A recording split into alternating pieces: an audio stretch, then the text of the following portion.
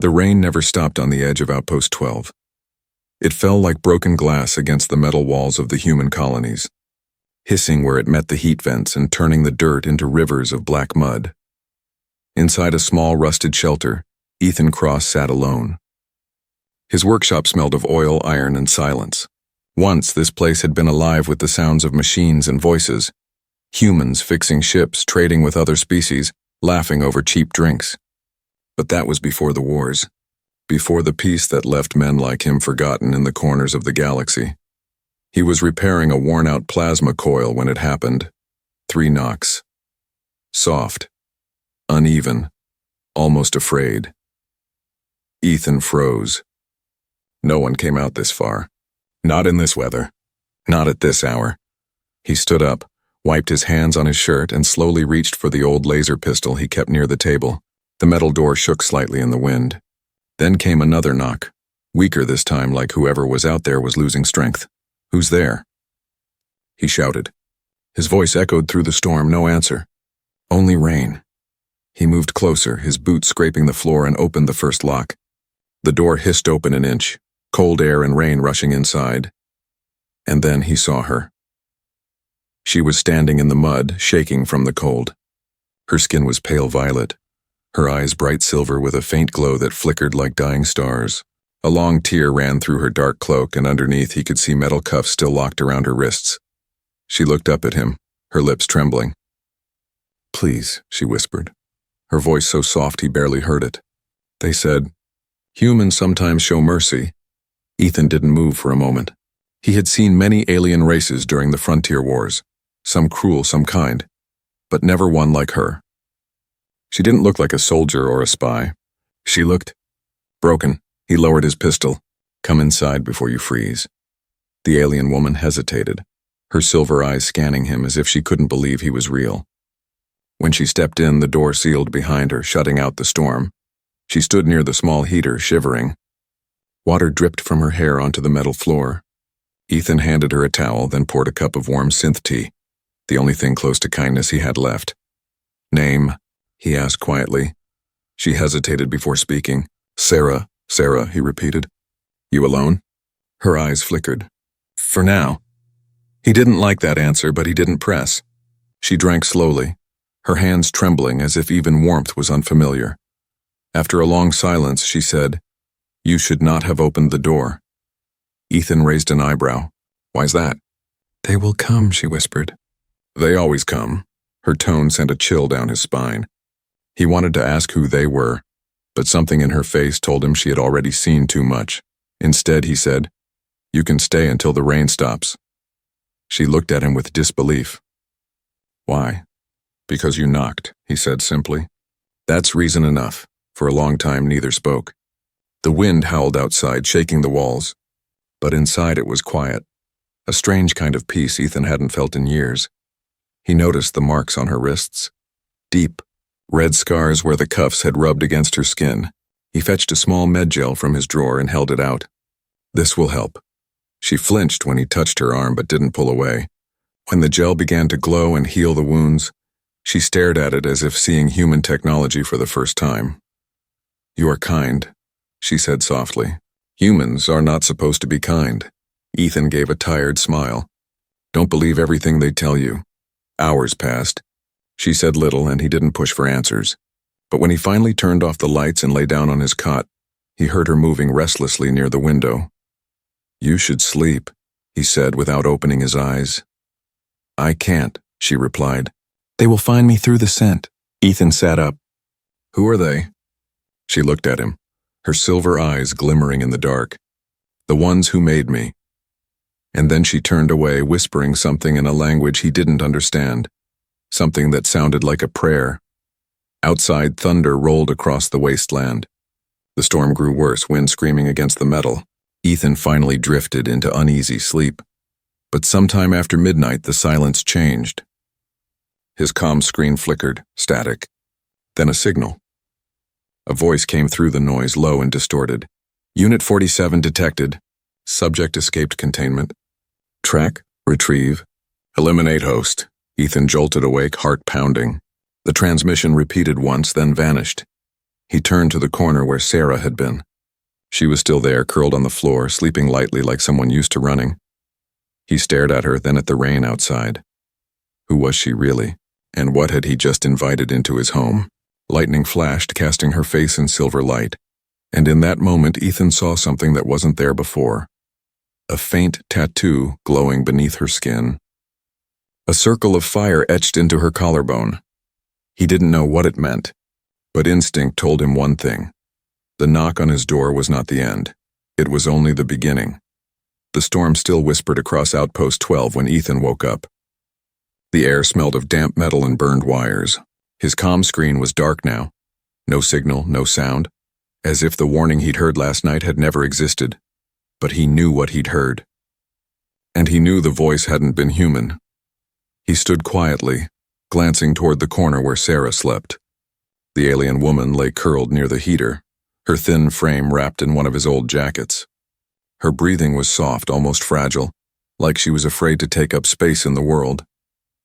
Ethan brewed a small pot of synth coffee and watched the rain slide down the glass. He told himself it was just another day, fixing broken engines, ignoring the past, surviving. But part of him couldn't stop wondering, who were they? The ones who made her. The ones who were coming. When Sarah finally woke, she looked calmer, until her eyes caught the shadow moving outside the window. She froze instantly. Her pupils narrowed into silver points. "Someone's here," she whispered. Ethan turned sharply. Through the rain-blurred glass, he saw nothing, just the outlines of old machines rusting in the mud. But something had moved. He grabbed his rifle and opened the outer sensor feed. The motion detector blinked red. There were footprints, fresh, around the back of the shelter. "Stay inside," he ordered. Sarah stood. "No. If it's them, they'll smell me." "You said that before," Ethan replied, checking the charge level on his rifle. "What does that mean, smell you?" She hesitated, her hands trembling. "We were tagged. Our scent carries a signal, invisible, chemical. It calls them when we escape." "Tagged? By who?" Sarah looked away. "By those who built us. By those who called us barren failures." Ethan's stomach twisted. "You mean they own you?" "They owned us," she corrected, her voice breaking. "Until I ran." A gust of wind slammed against the shelter. Ethan glanced again at the monitor. The motion dots were multiplying. 3, then 5. Shapes moving in the rain. "Get to the basement," he said. Sarah shook her head. "If they find me, they will kill you first." "That's how they work." Her words carried no threat, only sorrow. Ethan paused. "Not if I kill them first." For the first time, she met his eyes, and a faint smile touched her lips, brief but real. They waited in silence. Minutes crawled. The storm covered every sound. Then, a shadow crossed the window. Ethan moved fast, pointing his rifle toward the door.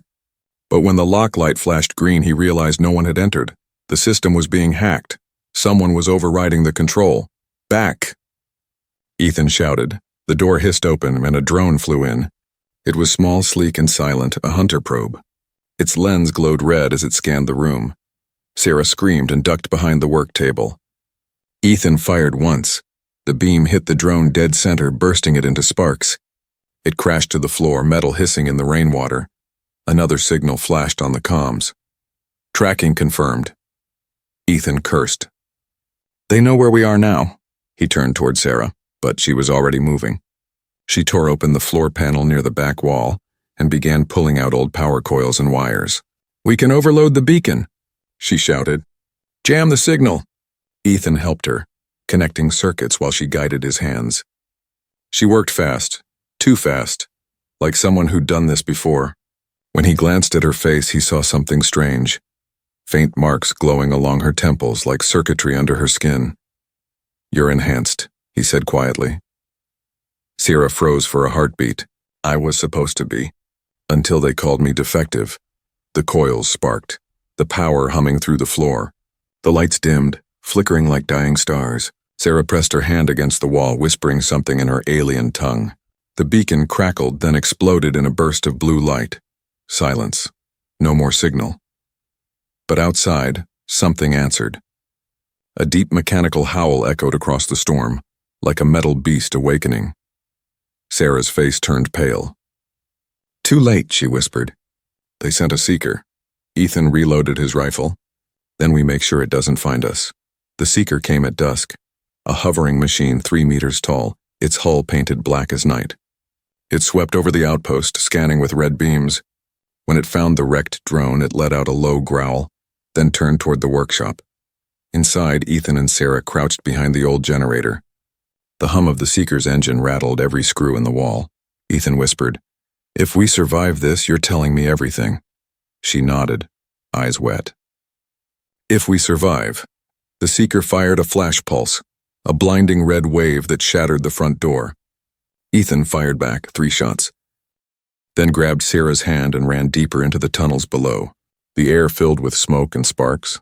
As they slid behind an old power core, the seeker's voice echoed through the metal corridors. Unit 47 located. Return for processing. Human interference logged. Sarah's breathing quickened. That means they'll send more. Ethan stared into the dark tunnel. Then we'll move before they do. Hours later, the storm finally began to fade. The outpost was silent again, but now Ethan knew they weren't alone anymore. The rain had washed away the footprints, but new ones would come soon.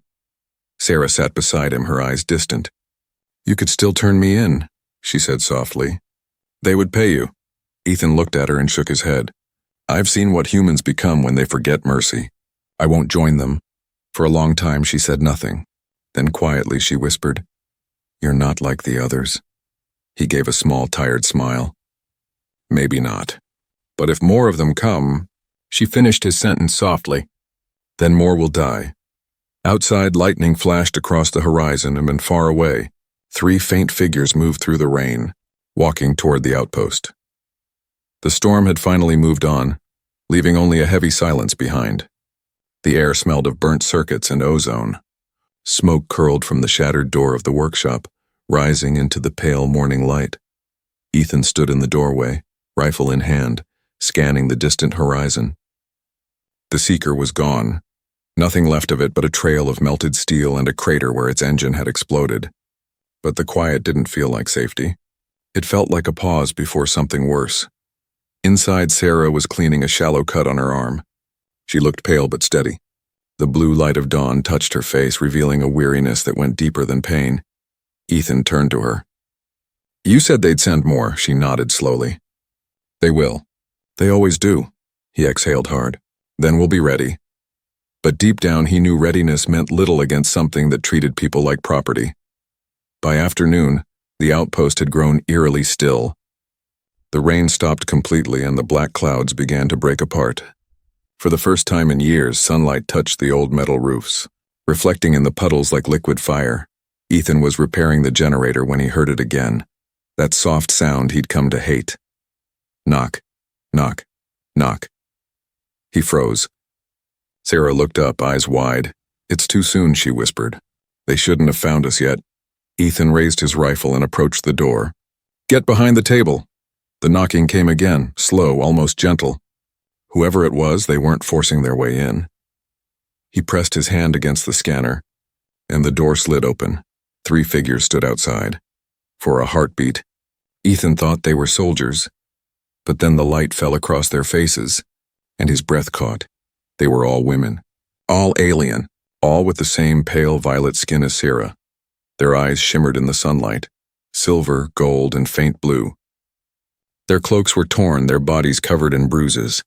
They looked half-starved, half-dead, and yet when they saw Sarah, their faces broke into trembling relief. "Sarah," one whispered. "You're alive!" Sarah gasped and stumbled forward, tears welling in her eyes.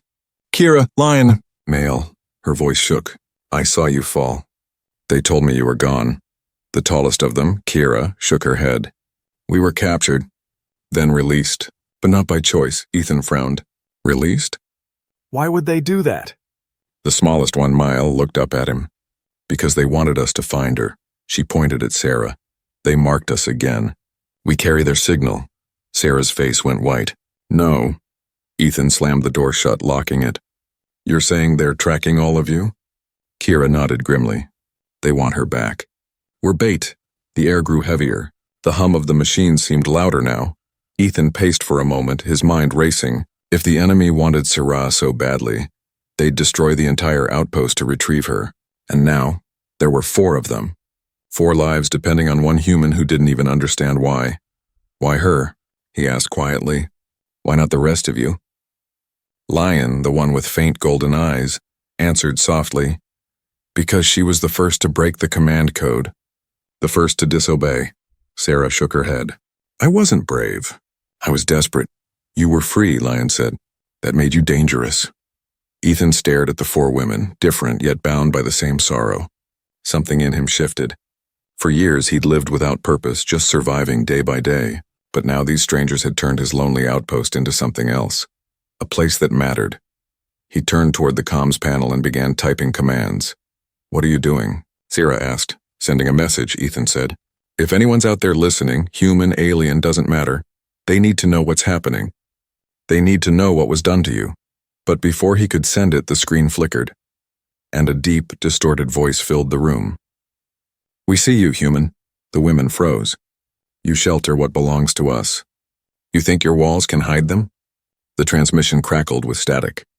You will return them, or your sky will burn. The screen went black. Sarah's hands clenched into fists. They're close. They never speak unless they're near. Ethan gritted his teeth. Then we fight on our ground. The 4 alien women gathered their strength. Sarah led them through the tunnels, showing them where to hide. Ethan rigged power traps and recharged his rifle. The air outside was growing hot again, unnaturally hot, as if something massive was entering the atmosphere. Kira looked up at the ceiling. They're coming in dropships, Ethan muttered. Good. Let's make them regret landing. By nightfall, the ground trembled with the sound of engines. The first dropship descended beyond the ridge, glowing red through the mist. The outpost lights flickered as Sarah touched the generator, channeling her inner energy into the circuits. Blue light spread through the wires like veins of lightning. What are you doing? Ethan asked. Giving you power, she said, her voice distant. But it will burn me if I hold it too long. Then stop. She smiled faintly. You helped me when you shouldn't have. Now it's my turn. The ground shook again, explosions in the distance. The hunters were here. As Ethan aimed through the cracked window, he saw shadows moving through the fog, tall, armored shapes with glowing helmets. Behind them, the red dropship pulsed like a wound in the sky. He steadied his rifle. Sarah, yes? Whatever happens tonight, don't die. She gave him a look that was both sad and strong. You too, human. Outside, the first shot fired, and the war for Outpost 12 began. The night sky burned red over Outpost 12. Fire streaked across the horizon as the hunters descended, black dropships cutting through the clouds like blades. The ground trembled, lights flickered, and the air smelled of iron and storm. Ethan stood beside the window, rifle ready, eyes cold. He had fought in wars before, but this felt different. This time he wasn't protecting a flag. He was protecting people who had no one left to protect them. Behind him, Sarah and the 3 alien women crouched near the generator room. The hum of energy filled the air as Sarah's hands glowed faint blue, syncing her pulse with the power circuits. How many ships? Kira asked. Ethan peered through his scope. 2 for now. Maybe more behind the ridge. Lion swallowed hard. We can't fight an army. Ethan didn't look back. Then we make sure they regret landing. Outside, the first hunter squad touched the ground. Their armor shimmered under the stormlight, sleek, mirrored, and silent. They moved like shadows, weapons glowing with dull crimson light, and leading them was something worse. A tall figure stepped out of the dropship, his armor black and gold, his face hidden behind a skull-shaped mask. He carried no weapon. He was one. Sarah's breath caught when she saw him through the cracked monitor. That's him, she whispered. The warden, Ethan frowned. The one who made you. The one who destroyed us. A voice boomed through the comms, deep and distorted, echoing through every speaker in the outpost. Human Ethan Cross, you have interfered with classified property. The words vibrated through the walls. You will surrender the defective units and submit for questioning. Ethan snorted. Question this, he muttered, and fired a pulse shot straight at the nearest hunter. The blast hit dead center, sending the armored figure crashing into the mud. Instantly, alarms screamed across the dropships. Red lights burst to life. The hunters opened fire. Ethan ducked, returning shots while the alien women scrambled for cover. Sarah pressed her glowing hands to the floor, sending waves of blue current through the ground. Every metal scrap in the outpost charged with static energy. A thunderous crack shook the air as a plasma beam tore through the roof. Sparks rained down. Ethan's left shoulder burned where a shot grazed him. Kira rushed to him. "You're bleeding." "Just a scratch," he lied, gritting his teeth. "Keep that generator alive or we're all dead." Outside, the warden watched the chaos unfold, calm as a god watching insects fight in the dust. He tapped a control on his arm. From his chest, a faint hum began, a sonic pulse that rippled across the battlefield. Inside the shelter, Sarah gasped. The pulse hit her like a command, an order written into her very bones. Her veins lit up with golden light, her eyes dilating. She dropped to her knees, trembling. Ethan caught her before she fell. "Sarah, what's happening?" Her voice broke into static. "He's calling. He's in my head." The other three women screamed as the same pulse hit them. Their marks glowed through their skin like brands reignited by fire. The warden's voice filled the air again, colder than before. "You cannot hide what belongs to us. They were made to obey." Ethan slammed his fist against the console. "Not anymore, they aren't." He ripped a power cable free and jammed it into the wall port, overloading the old signal jammer. Sparks burst across the room. The static filled every channel. Sarah's glow flickered and then dimmed. The connection broke. She fell limp in Ethan's arms, panting. The warden paused outside, turning his head slightly as if surprised. "You resist." Ethan grabbed the comm mic and shouted back, "They're not machines. They're people." For a moment, silence answered him. Then the warden spoke again, low and venomous. "Then you will die with them." The next explosion tore through the southern wall. Heat and debris blasted through the workshop. Ethan and the women ducked, coughing in the smoke. Kira fired one of the plasma rifles she'd scavenged. Lion used her energy pulse to short-circuit a hunter drone mid-air. Even Male, the youngest, grabbed a metal rod and swung it like a weapon. Ethan fought beside them, every muscle burning, every breath filled with ash. Through the haze, Sarah rose again, her eyes shining brighter than ever. The blue light on her skin had changed, now mixed with streaks of gold. Ethan looked at her, confused. "You okay?" She smiled weakly. "No, but I remember now." "Remember what?" "The code. The one that made us barren." Ethan blinked. "You can reverse it?" Sarah shook her head. "No, but I can destroy it for all of us." Before he could stop her, she pressed both hands onto the main energy core.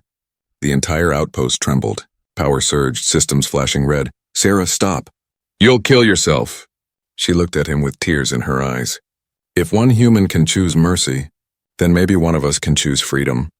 A brilliant blue-gold wave exploded outward, knocking down every drone and cutting the warden's signal mid-transmission. The air went silent again, utterly still.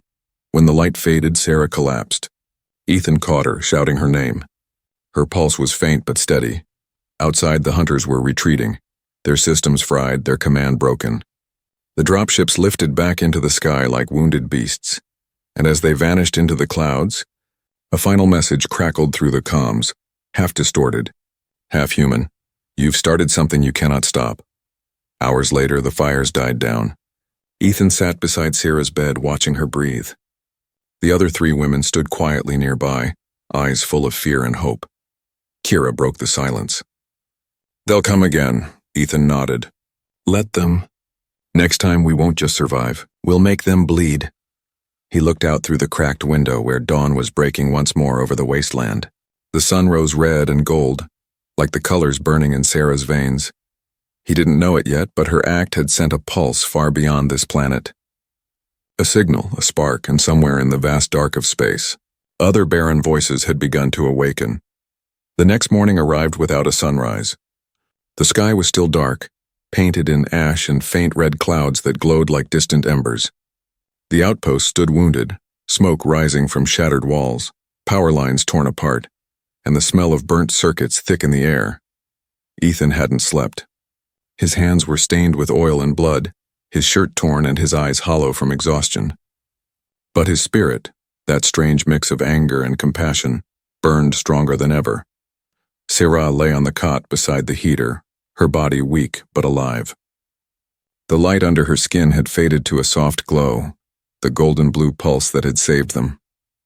Ethan checked her pulse again, whispering, "You did good. Rest now."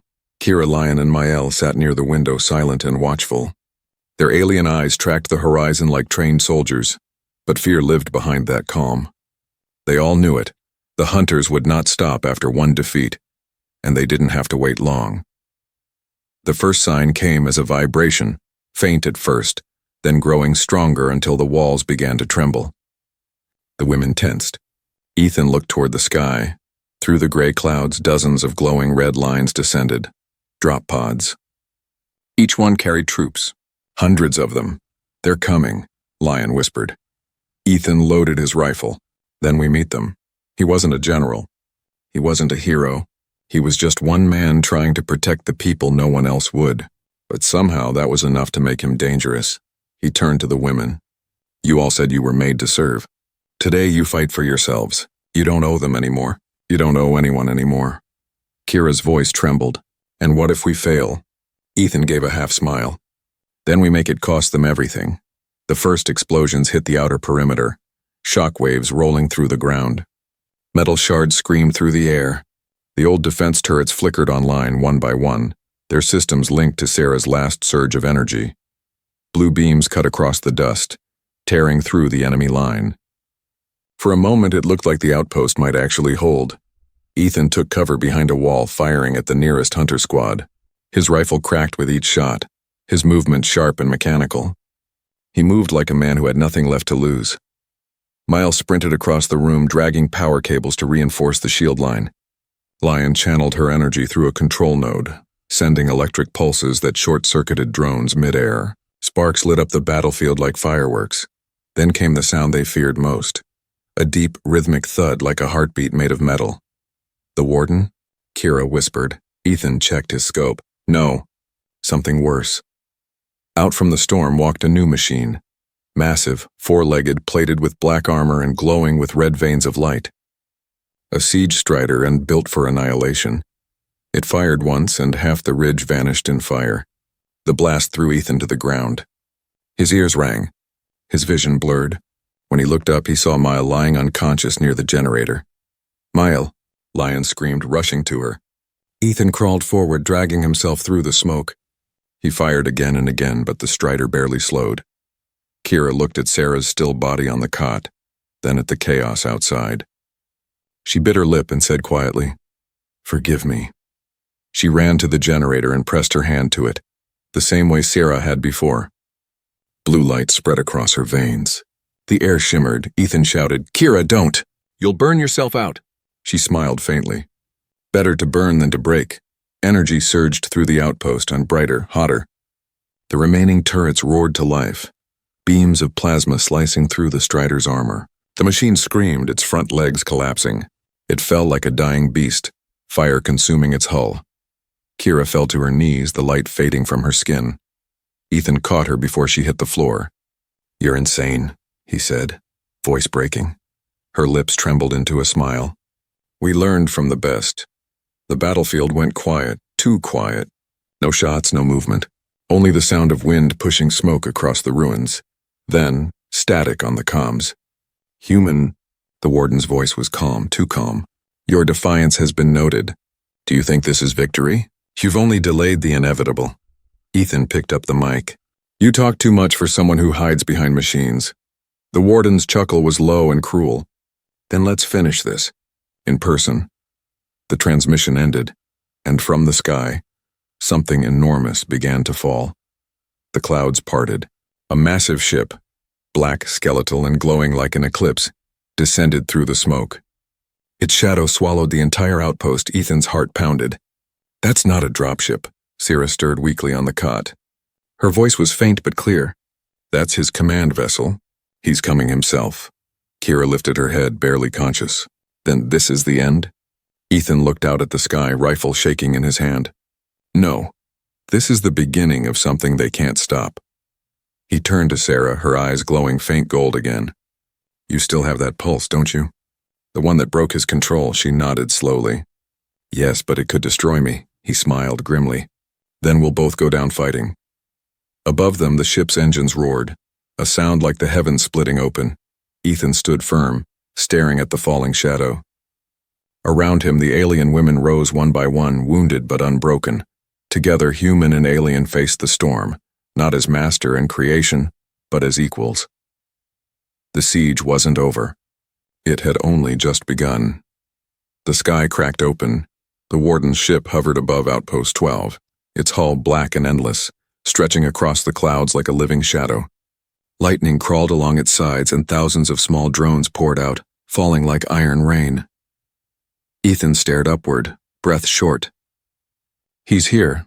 Beside him, Sarah's glow returned, faint veins of gold and blue crawling beneath her translucent skin. She looked terrified and yet strangely calm, like someone who had already accepted her fate. Kira, Lion, and Mael stood close, weapons trembling in their hands. The air itself seemed to hum, like the world was holding its breath. Then the voice came. Not through the comms this time. Through their minds.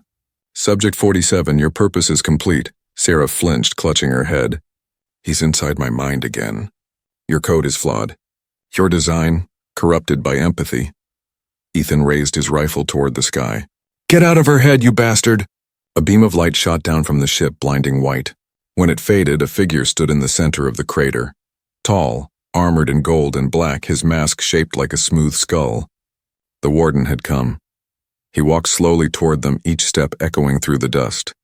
Behind him, the drones hovered like vultures, their red eyes fixed on the group. You are Ethan Cross, the warden said, voice calm and cold. Former soldier. Exiled mechanic, a man with nothing. Ethan didn't lower his weapon. Funny. Even nothing's more human than you. The warden tilted his head slightly.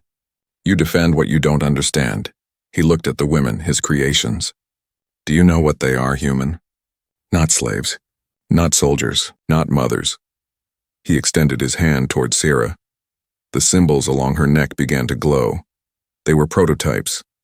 Empty vessels for the genetic seed of my people, designed to carry our future. When their bodies rejected the code, I made them barren, a reminder that failure has no second chance. Sarah gasped, falling to her knees. The others cried out as the marks on their skin ignited again, glowing hot, branding them from the inside. Stop it, Ethan shouted. They're not machines. The warden's masked face turned toward him. They were never alive. Ethan aimed his rifle and fired, 3 precise shots. The energy bolts hit the warden's chest and vanished into his armor. The warden raised a hand, and the rifle melted in Ethan's grasp. The heat seared his palms, but he didn't step back. You cannot kill what is not flesh, the warden said. You fight for illusions. Ethan's voice shook but didn't falter. Then I'll fight for illusions until they're real. The warden turned his gaze toward Sarah. You feel pain because I allow it. You think because I let you. You love because the humans infected you. He raised his hand again and Sarah screamed. The light under her skin bursting brighter and brighter. Ethan ran forward, shielding her even as the air burned his face. Don't touch her, he roared. The warden paused. His head tilted, curious. Why protect what you cannot keep? Because she's alive, Ethan hissed, his voice raw. And because you're wrong. For the first time, something changed in the warden's tone. A hint of confusion, almost like doubt. Alive? The word means nothing. Life is function, purpose, obedience.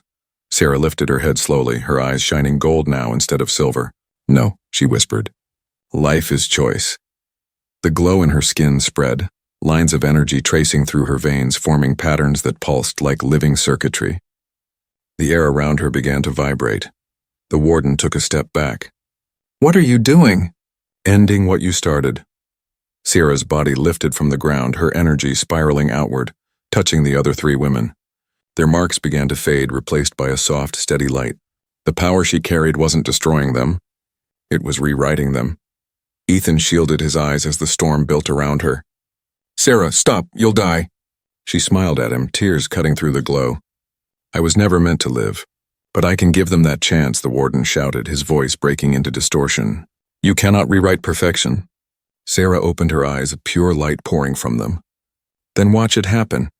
A wave of energy exploded from her chest, a pulse of gold and blue that rippled through the outpost and beyond. Drones dropped lifeless from the air. The warden staggered, his armor cracking, his circuits flickering like dying embers. Ethan felt the heat slam into him, but he refused to move. He caught Sarah as she fell, her light dimming fast. The battlefield was silent. The warden stumbled forward, smoke rising from the cracks in his armor. His mask split, revealing a face that wasn't human nor alien, but something in between. "You corrupted her," he said weakly. Ethan stood tall, holding Sarah close. "No, she saved herself." The warden's body convulsed, sparks bursting from his chest. "You think this changes anything? There are more of me. More ships. More—" His voice cut out as the last spark left his body. The light in his eyes faded, and the great war machine fell to its knees, collapsing into dust. The clouds above began to clear. Blue sky, real sky, showed for the first time in years. Kira, Lion, and Mael looked down at their arms. The marks were gone. The pain was gone. For the first time, they felt warmth in their veins.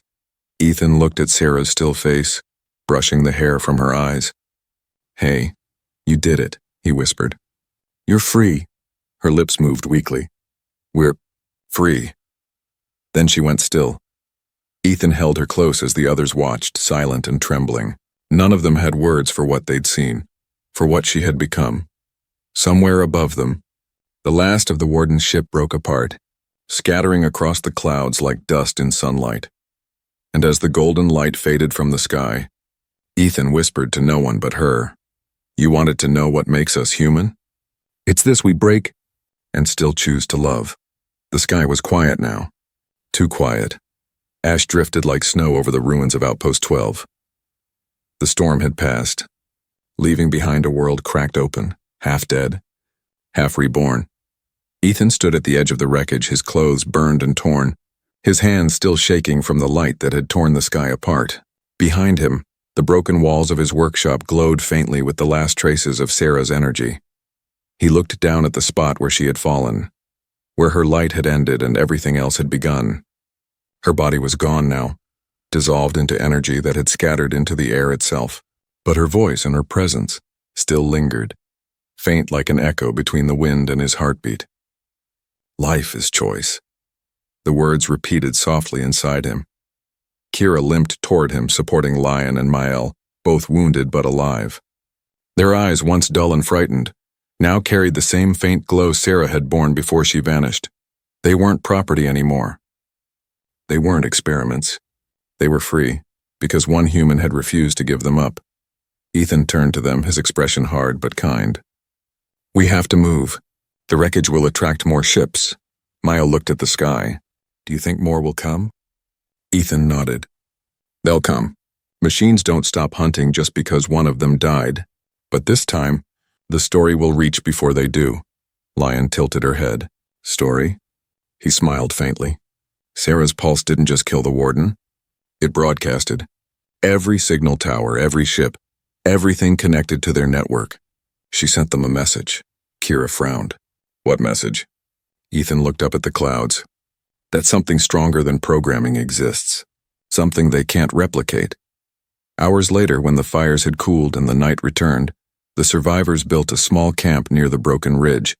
Kira scavenged energy cells. Lion patched up the wounds. Mael sat quietly, staring at her hands, watching faint sparks of light flicker under her skin. Ethan sat apart, staring at the stars. The pain in his shoulder throbbed, but it wasn't the wound that hurt. It was the emptiness Sarah left behind. He had seen countless lives lost in war, but this felt different. This wasn't death. It was transformation. He closed his eyes and remembered her voice. The way she had whispered his name before the light consumed her. The way her eyes had carried both fear and hope, like she'd finally seen what it meant to choose. Then the signal came, a faint buzz from the broken comms array nearby. The screen flickered, static giving way to a soft hum. Lion rushed to it. "It's not the hunters, it's something else." The static cleared, revealing a faint blue symbol. The same glowing ring once burned into Sarah's skin, but now it pulsed softly with gold. Kira touched the screen. "She's still alive." Ethan shook his head gently. "No, she's everywhere now." As if answering him, the symbol expanded across the display, then transmitted outward, a wave of gold light vanishing into the sky. Far beyond the clouds, in the cold black of space, other ships received the same signal.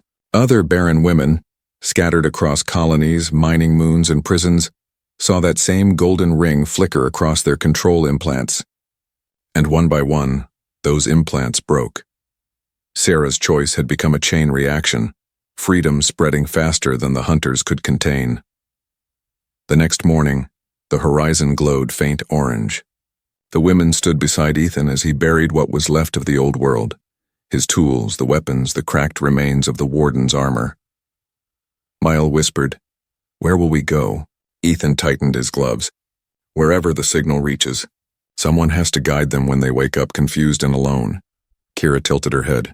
"You'll help all of them?" Ethan looked at her, tired but certain. "That's what humans do. We fix what others break." Lion smiled softly. "Then you'll need a crew," he chuckled. "I already have one."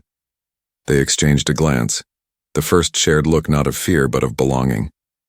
As the group packed what little they had, Ethan stopped for one last moment at the door of his ruined home. The same door that had echoed with a gentle knock days ago, a sound that had changed everything. He touched the dent in the metal where Sarah's hand had once pressed and whispered, "You started all this with a knock. Guess it's my turn now." He pressed his palm to the scanner, activating the old beacon one final time. The outpost lights flickered back to life, not as a distress call but as a guide. A golden beam rose into the sky, cutting through the morning haze. Somewhere across the stars others would see it. Others would follow. As they walked away, Mael looked back. "Do you think she's watching us?" Ethan smiled faintly. "Knowing her, she's probably arguing with the stars already." They all laughed softly, the sound blending with the wind, light, fragile, but real. When the camera of the universe pulled back, if there was one watching, it would see 4 small figures walking across a shattered world that was somehow beginning to heal.